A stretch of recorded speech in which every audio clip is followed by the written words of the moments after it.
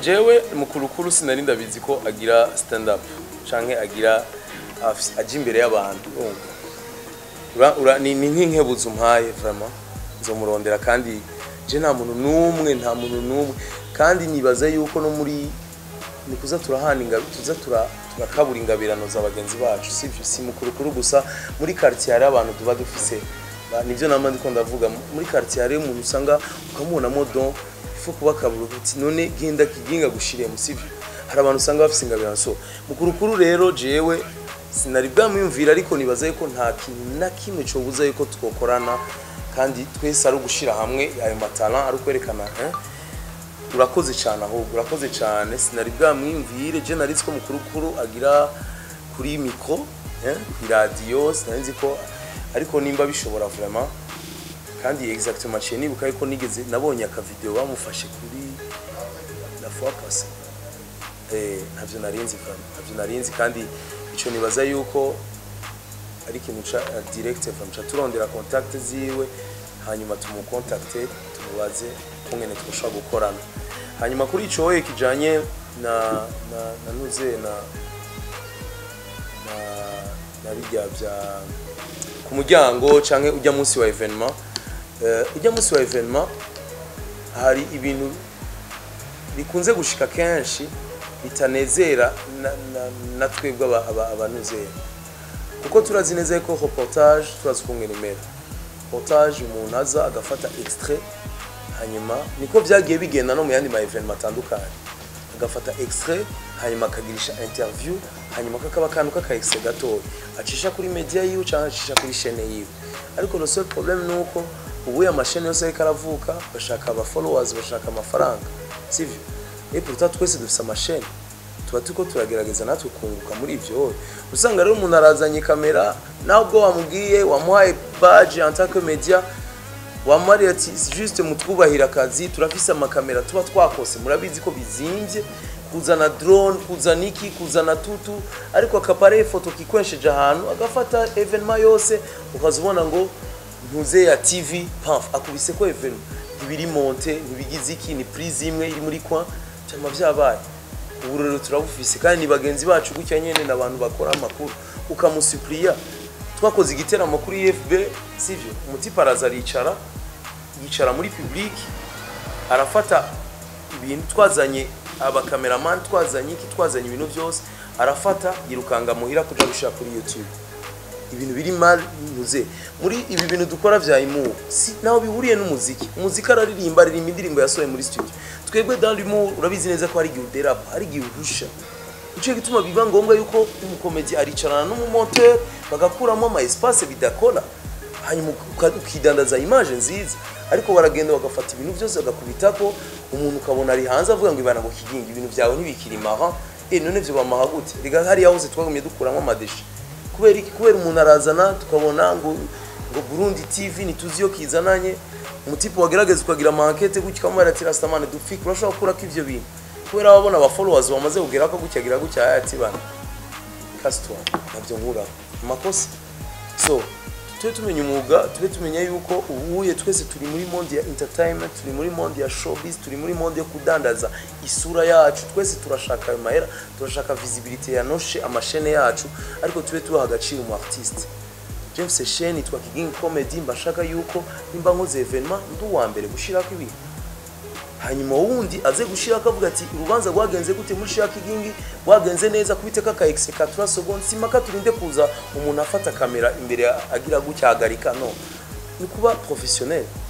umuntu akagira gutya agashirako akantu gato ka executor hanyuma akatugirisha interview basa agashaka kana kuja gufata image ni ivyo rero ingorane z'amaziba niho usanga umuntu rero ariko aravuga ngo ntiyinjire naka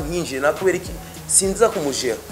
za kuba ndiko ndaraba biriko birabanza ko ndaraba ko abantu bariko bararonka ivyo banyoma nze ko ndaraba hanyuma nze kwirukanga nashaka pare photo iri muri public niho rero usanga ariko arabibaza ariko nibaze ko jewe ku bwanje turiko dukorana n'abantu bakuze turiko dukorana n'abantu bumva je ku bwanje staffinga iravyumva turafise liste yanyu na contact ndibaza tuzo disponibiliza ama badge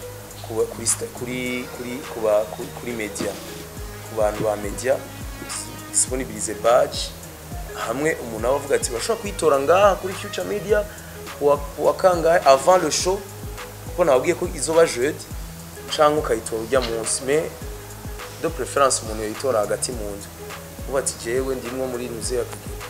bon en gros ni ivyo bituma haba ikibazo nagiye kugira show mu Rwanda ndabakarorero nagiye kugira show mu Rwanda nta muntu mweje nta appareil photo yinjira nibibaho kuko bo bageze kuri iyo image ni copyright ni propriété privée y'umuntu nta muntu yadutsa nta appareil photo yinjira appareil photo barazireka bagafotora nakujya president ari kagira inyigisho za moralisation barabereka abantu bakinjira bagafotora abantu bicaye bagafotora iki bakaca ba mu photographe umwe yazanye na l'événementiel aza gufotora akaza guhereza abantu bose ifoto nimba mpaye akeza ifoto meze gutya simaka uwo muri ndetse namuhala même chose fisi ifoto nyinshi ariko bose bakaza bakaronka ifoto bahawe n'umuntu umwe image yerumvise nta ufata image nishobora kubera iki abashaka gushira ibintu vyiwe hagaragara abashaka kuronka aba followers kudandaza abashaka kuronka aba abone abasabone mugane wa mon frère abashaka ravyo abashaka irumva ivyo bintu byose twese tuba dushaka nawe nyene nivyo ashaka kubera iki niyo hasigaye amafaranga nko kubaririmbyi barabizi baririmbyi ubu nta muntu akigura CD